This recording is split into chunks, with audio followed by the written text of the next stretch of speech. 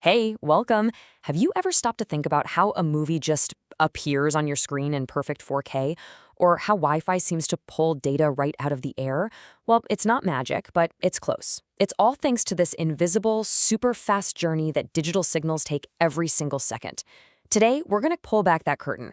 We're going to follow the signal and see just how it powers our world. So here's our game plan. We're going to trace this signal's entire life story. We'll start with the big problem with the real world, the analog world. Then we'll see how we slice and dice that into a nearly indestructible digital code.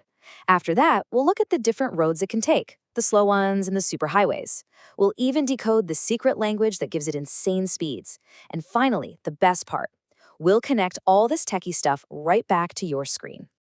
Okay, first things first. In the real world, everything is analog. The sound of my voice, for example, is this beautiful, flowing wave of energy. But here's the catch, and it's a big one.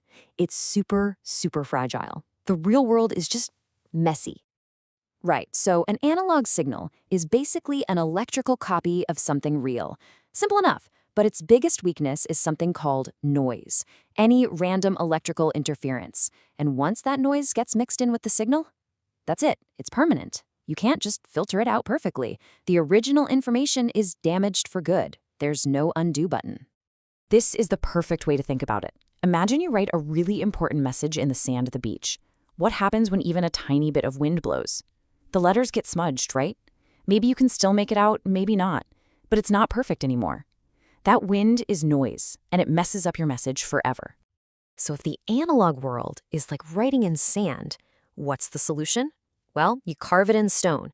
You convert that fragile, messy wave into a tough as nails, almost indestructible digital code. So let's get into exactly how that happens. It's really a three-step recipe. First up is sampling.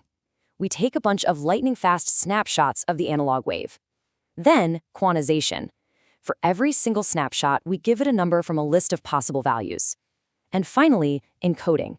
We take those numbers and translate them into the only language a computer understands, ones and zeros. Now, that first step, sampling, has a golden rule. It's called the Nyquist criterion. It says that to capture the wave perfectly, you have to take snapshots at least twice as fast as the highest frequency in that wave. You know how sometimes in a movie, a car's wheels look like they're spinning backwards? That's because the camera's frame rate is too slow. It's the same idea here. If you sample too slowly, you get weird distortions and lose the original information. So faster is always better, but twice as fast is the absolute bare minimum. All right, on to step 2, quantization. This is where quality is really decided, and the best way to get it is with the crayon analogy. Imagine trying to color in a detailed photo. Low-bit quantization is like having a little box with just 8 basic crayons. You'll get the general idea, but it's going to look pretty blocky and basic. High-bit quantization, on the other hand, is like having a massive artist-grade box with thousands of colors. You can capture every single tiny detail, every subtle shade. So more bits means a much, much sharper and more faithful copy. And check out how big a difference those extra bits make. This chart shows the signal-to-noise ratio, or SNR, which is just a fancy way of saying how much clearer our signal is compared to the background junk. At 4 bits, you're at about 26 decibels. Okay, but jump to 8 bits and boom, it's almost 50. Then go to 12 bits and you're at a whopping 74 decibels. That's a huge leap. It's like the difference between trying to hear your friend in a packed stadium versus a quiet library. Each extra bit makes your signal exponentially cleaner. Okay, so we've made our tough, high-quality digital code. Awesome. But now, how do we actually send it anywhere? Well, turns out our little bits of data have a choice to make. They can take the scenic country road, or they can hop on the superhighway. And here are those 2 roads. On one side, you have Baseband. Think of it as that simple country road. It just sends the ones and zeros directly. It's totally fine for simple, low-speed stuff. But then you have Broadband. This is the multi-lane superhighway. It takes our digital signal and makes it piggyback on a super high frequency wave. And that's what lets us get the crazy speeds we need for Wi-Fi, for streaming, for everything. We're talking megabits to gigabits per second. So if broadband is the superhighway, how in the world does it cram so much data on there, all moving so fast? This is where things get really clever. There's a secret language involved, a kind of magic trick that lets us send way more information in the exact same amount of time. Seriously, think about that. You can't just push the ones and zeros through the pipe any faster. There are physical limits. So what do? How do you get more data through without more time? You have to get smarter, not just faster. And the answer is something called a symbol. It's a total game changer. Instead of sending bits one by one, like a 1, then a 0, then another 0, we group them together. So a group like 101 can be represented by one single unique symbol.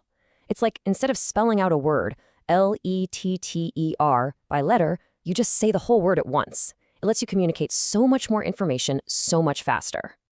Now, there are a few ways to make these symbols. An older way, PSK, just changed the phase of the wave, kind of like shifting its starting position. But the problem is, all your symbols are crammed together on a circle. They get too close, and it's easy for the receiver to get confused. Then came QAM, and QAM is brilliant. It uses both phase and amplitude, so the wave's starting point and its height. This lets it spread the symbols out on a 2D grid.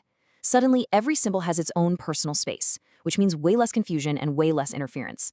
It's why we can scale up to 64 or 256 or even higher QAM for the ridiculous speeds we have today. Okay, I know that was a lot of theory, but I promise every single piece of that puzzle has a real direct impact on the gadgets you use every single day. So let's connect all these dots and see why it actually matters. Right, you've seen them, right? Those massive cameras they use on movie sets that cost a fortune. Why are they so expensive when your smartphone can also shoot in 4K? It comes right back to higher quantization. That pro camera has a much, much bigger box of crayons. It's using way more bits for every single snapshot, capturing incredible amounts of detail and color that your phone just can't. But handling all that extra data in real time takes some seriously powerful and seriously expensive hardware. Okay, here's another one. Picture this. A filmmaker pours their heart into a movie. They send it to Netflix, and it gets rejected for quality failure. What happened? You guessed it, it's often poor quantization. If the movie was shot or produced with too small a box of crayons, not enough bits, the image quality just isn't there. You'll see ugly banding in the sky instead of a smooth gradient. And streaming giants like Netflix have incredibly high standards because it all starts with good data at the source. And this really is the key takeaway from all of this. It's not about just memorizing what QAM or sampling means. It's about understanding why these things exist. Why do we need high bit rates? For better quality. Why did we move from PSK to QAM? To pack in more data without errors. Getting the why is what makes it all click. So there you have it. This invisible journey from a messy, fragile analog wave to a perfect, robust digital stream is happening all around us, all the time. It's a beautifully choreographed dance of physics and math. So the next time you tap to play a video, just for a second, remember all the incredible steps it took to get to your screen. My guess is you'll never quite look at it the same way again. Thanks for tuning in.